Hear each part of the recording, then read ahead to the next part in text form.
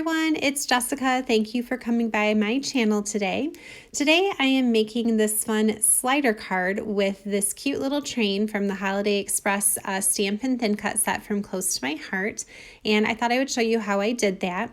So to get started, let me share with you some of the supplies I've pulled. I've got a piece of white daisy cardstock cut to 2 1/4 by 8. I am going to be cutting that down just a little bit with my Fancy Borders thin cut here so I can create that fun little snow hill. Then I have a piece of pine cardstock that is cut to 3 by 8 inches, and then this piece of pattern paper from 3 by 3.5 by 8.5. I am using a couple of different papers from my original card, but all of my papers come from Close to My Heart's Christmas Story paper collection or the mix-in papers. Then I have the fun slider thin cuts to make this train move. So this is a lot of fun. You can see on here, it comes with a couple of different options. I'm going to use the straight one. And then on my original card, I did pull this old stamp set where I stamped slide with an arrow, just because on my first version, I didn't stack it up very high. And so you really do have to pull the train to make it move. But on the one I'm going to create today, I'm going to make it a little bit higher and it'll slide on its own. So that's just kind of an optional step. Now I did go ahead and stamp with my Misty a whole bunch of these images from that train set. That way I could just kind of color them while watching TV and make a whole bunch of my Christmas cards. So I've gone ahead and colored these ones for the card today. And then what I'm going to do is take the coordinating thin cuts and grab the ones I need, use a little bit of washi tape to hold those in place and cut them through. I did also start cutting my snowbank out of that white daisy piece of cardstock. The thin cut itself is not actually long enough to go all 8 inches, so I just started it by running it through the edge of one side of the paper, and then I'm going to carefully pull it off and line it back up and then run it through a second time. I find that if you take the thin cut and kind of nestle it down into a little bit of an overlap where you've already cut, it kind of falls into place and you can sort of feel that it's like in the right spot. And then I just use my washi tape again to hold that in that position. And then, like I said, I'll run it through a second time and it'll cut all the way across the 8 inches of the paper. So this one cut pretty perfectly actually, but sometimes I do have a little tiny mark. You can see where that joined piece is, but that's okay. That's just a place to cover it with the train or an embellishment. Now for my pine cardstock, I am going to take a sanding block and pull the color off of the edge to do some edge distressing. I like to do that on the side of my desk, and I just put the paper up flush to the edge of the desk, and that way I can tilt the sanding block and kind of come at it on an angle. So I did that off camera, but that's how I got that white edge distressing on there. I just pulled off the color of the cardstock to reveal the white core. Then I'm going to adhere that piece to the top of my red pattern paper, just centering it here, and that part is good to go. Now we can start building the snowbank and thinking about the slider element here. So this is just the top of one of the mix-in papers. It's what we call the zip strip, and it's just got this fun toffee color, and I used a different one on my original card. So I was just kind of really going through my papers. They all color coordinate and kind of mixing and matching and making a bunch of these train cards. It was really a lot of fun to kind of pair some different zip strips and pattern papers together. I also realized after the fact that on my original card, I put the caboose in the middle, which was really kind of silly. And I'm surprised my son, who is obsessed with trains, didn't notice that mistake and point it out. But I'm going to make sure to put my train cars in the right order this time. I really love how you can cut out these presents here and put them behind that one car so it looks like it's just carrying a load of presents off to the North Pole. And I did go ahead and stamp and cut out this little sign also. It says North Pole on it, and it has an arrow pointing in the direction that the train is headed. So the train is going to the North Pole. So let's see, we've kind of got most of this set up and ready to go. And now we can use the slider thin cut to cut that little slot in there and make the train move. So you can see on here with the directions, it says you just kind of need to use some foam tape, make sure that it's all popped up to work. This is what it looks like. You can make your images move in a couple of different ways, like with a zigzag or a wave or like a curve. I'm just going to go with the straight one. And when I made my first card, I was kind of making sure that where I put it, my train wasn't going to slide all the way off the edge of the card. So I figured in the middle was best, and then based on where I hooked it to the back side, it kind of prevented it from sliding too far over. So what I'm going to do here is attach my train together because of course there are 3 separate parts and that's not really going to work for this particular card. We need to hook them all up. So I just took a scrap piece of white daisy paper, like a little strip of it, and then I glued my train cars to it. And then all I did, I kind of lined it up here on my Versamat to make sure that my train was going together straight. I made sure the wheels all hit at the line on my Versamat. I also was looking at, there's like a fun little detail across the bottom of the train, and it's got this little, I don't know, kind of like almost like a candy cane stripe kind of thing going in it. And I just made sure that that all looked like they were lining up from one car to the next. So between that and the wheels, it's pretty easy to make sure that your train stays straight. And then that way I can move it all as one piece. I'm going to use a little bit of liquid glue to attach my presents to the back side, and then this train is ready to go to the North Pole. Okay, now I can just move it as one, and when it slides, I won't have cars going all over the place. Okay, so what I'm going to do is kind of line some things up, and I want to make sure that my thin cut is going to cut on straight. In order to do that, I am putting my card base onto my Versamat and using my T-square ruler. You guys have heard me say this 1,000 times before. I cannot live without my Versamat and T-square ruler. So if you like things to be straight on your project, I highly recommend getting yourself a T-square ruler. It really does make life so much easier.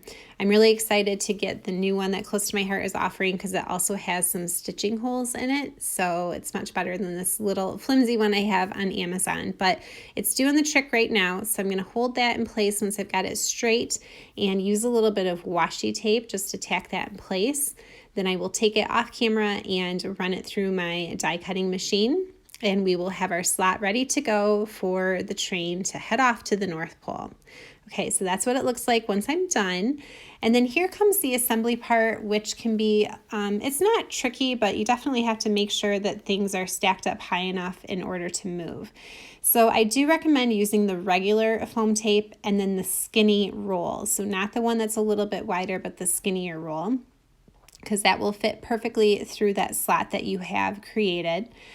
So what I'm going to do is put a little bit of foam tape on the back of my train here and then pull that off. And I'm going to add some pennies to the back of it. So I did use 4 cents in the creating of this card. It does actually make it quite heavy, so this might be one to hand deliver rather than send in the mail if that's something that you're worried about. It is kind of heavy and it is stacked up with quite a bit of dimension. So now I'm going to kind of place this over the top. I'm looking to make sure that that little strip of white daisy I used to connect my train cars together, that it's covering that slot in the back. So, and I also wanted to make sure that the train was on straight. So once I kind of held that in place and then I fussed with it a little bit because it kept sliding around on me, I'm going to come in from the back side and put another bit of 3D foam tape over that penny. So now my train has foam tape on one side, a penny, and then foam tape on the back side.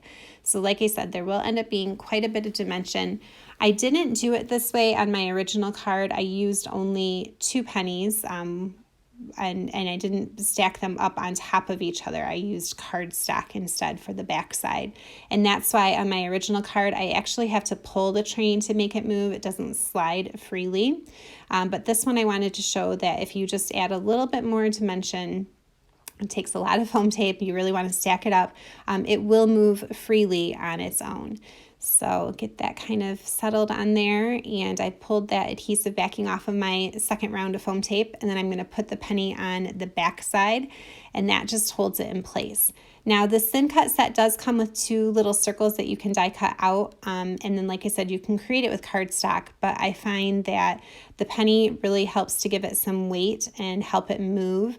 And like I said, just that extra dimension is really what it needs to move freely. So, all right, that is fun. Okay, so like I said, here I stamped slide with the arrow just because, you know, it had to be pulled. It didn't move freely. I was trying to keep that one a little bit thinner and not quite as dimensional for the male. But this one I think is a lot of fun to stack it up and make it move on its own.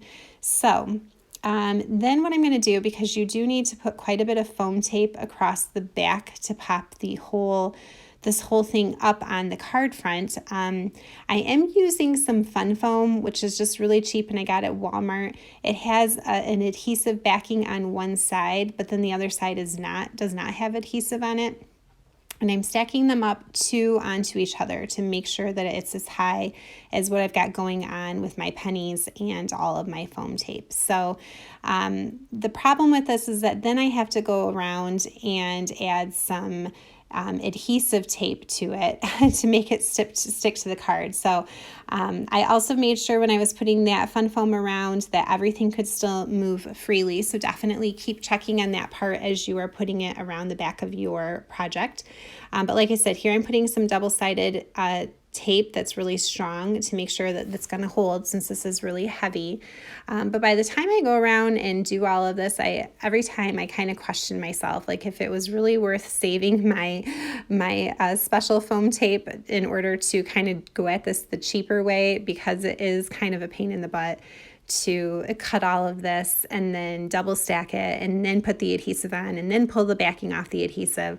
I don't know, sometimes I'm like, I should just use the regular foam tape and avoid all of this, but that is an option. So if you are worried about the amount of foam that it does take to put this project together, you could use Fun Foam stacked on itself for the rest of this card. So pressing down really hard to make sure that it's nicely adhered to the front of the card base, because again, there's a lot of weight on here and I want to make sure everything's going to stay put. And look at that, it slides on its own. Isn't that so fun? I can't wait to do this with some other papers and colors and make a birthday train as well. I know my son has seen this set in my scrapbooking room, and he has already told me that that's what he wants for his birthday, is a train card. So again, you can see that one has just a little bit less dimension than this one, but the more dimension you add, the easier it moves. And yeah, so since the train was really long, that's why I did the pennies in 2 spots, just to have more places for it to be attached to the card front. So that's pretty much how it goes. Yeah, it's, like I said, a lot of fun to do. And then we'll go ahead and put it onto, this is my Slimline card base from Close to My Heart. You can get a package of them along with the envelopes.